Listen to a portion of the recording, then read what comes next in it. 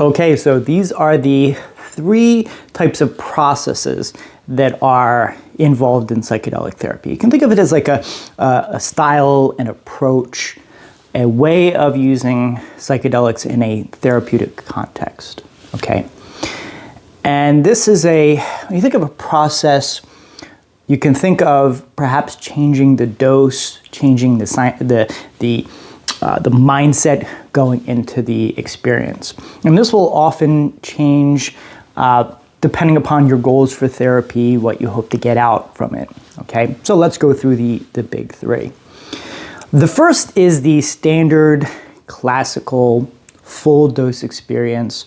So for ketamine therapy, that's going to be somewhere between 500 and 800 milligrams of ketamine. And you go deep, right?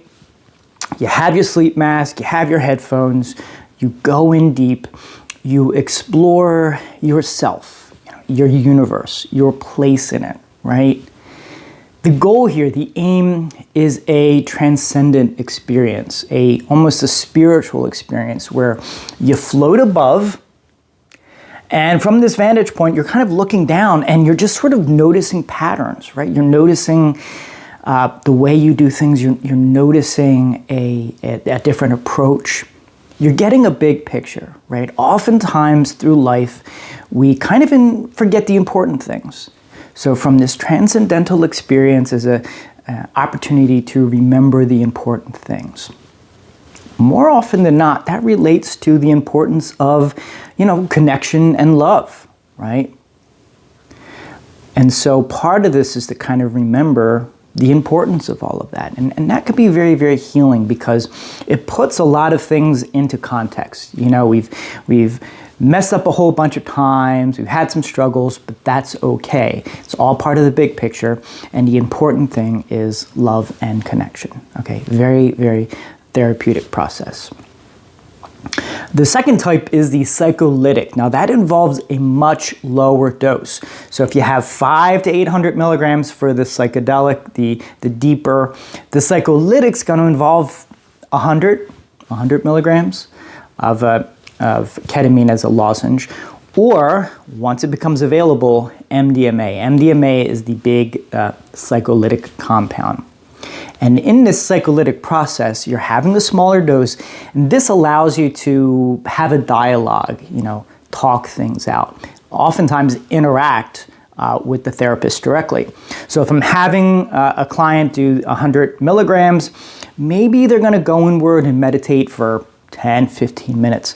But then we come out and we have a dialogue, right? We process things directly within this sort of safe container. So the idea is that you have enough of a substance where you're not sober, you're able to explore things, you're able to admit things, you're able to process things, but you're still generally with it, right? You're not kind of lost in the universe or anything like that.